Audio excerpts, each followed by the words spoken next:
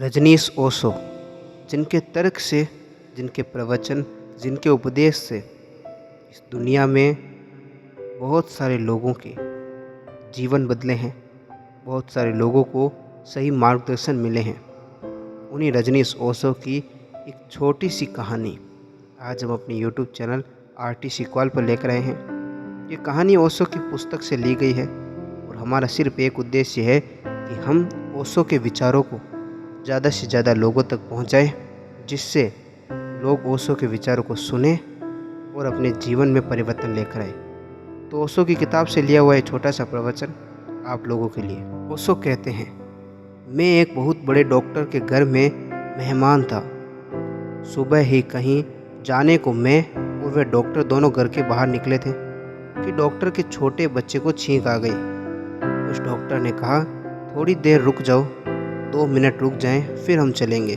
मैंने कहा कि तुम बड़े अजीब डॉक्टर मालूम होते हो, क्योंकि डॉक्टर को तो कम से कम पता होना चाहिए कि छींक आने का कारण क्या है और छींक आने से किसी के कहीं जाने और रुक जाने का क्या संबंध है। डॉक्टर को भी ये पता न हो तो फिर आश्चर्य होगा।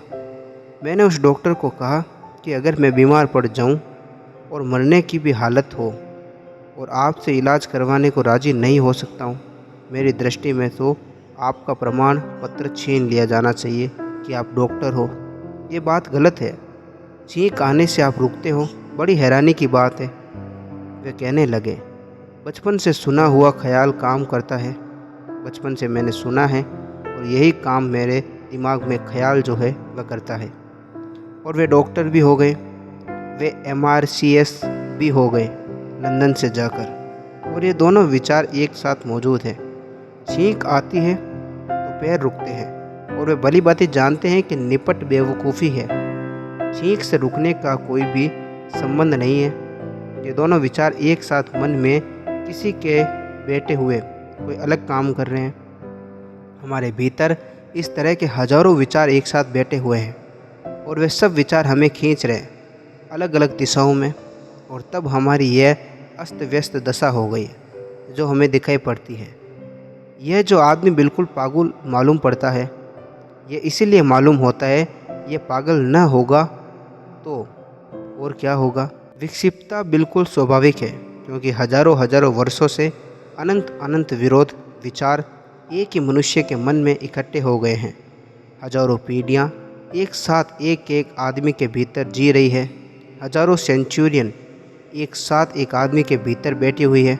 5000 साल पहले का ख्याल भी बैठा है और अत्याधुनिक समय का ख्याल भी उसके भीतर बैठा है, और इन दोनों विचारों में कोई तुक और कोई सामंजस्य नहीं है।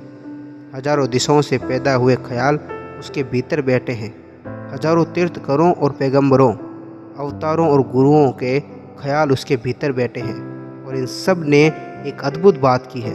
दुनिया के सारे धर्म, सारे शिक्षक, सारे उपदेश एक बात पर राजी रह रहे हैं और किसी बात पर राजी नहीं रह रहे हैं, और वे इस बात पर राजी रह रहे हैं कि आदमी को समझाने के लिए जो हम कहते हैं उस पर विश्वास करो। सभी यह कहते हैं कि जो हम कहते हैं उस पर विश्वास करो, और सब बातों में विरोध है। हिंदू कुछ कहता है, मुसलमान कुछ कहता है, जैन कुछ और कहते हैं, ईसाई कुछ और कहते हैं, लेकिन एक मामले में वे सब सहमत हो जाते हैं कि हम जो कहते हैं उस पर विश्वास करो। और ये सब विरोधी बातें कहते हैं, और आदमी के प्राणों पर इन सारे लोगों की विरोधी बातें पड़ती हैं, और वे सभी चिल्लाते हैं कि हम जो कहते हैं उस पर विश्वास करो। और आदमी बेचारा गरीब है और कमज़ोर है, इन सब की बातों पर विश्वास कर लेता है। वे सब एक दूसरे की बातों पर हंसते हैं, लेकिन खुद की बेवकूफ़ियों पर कोई भी नहीं हंसता।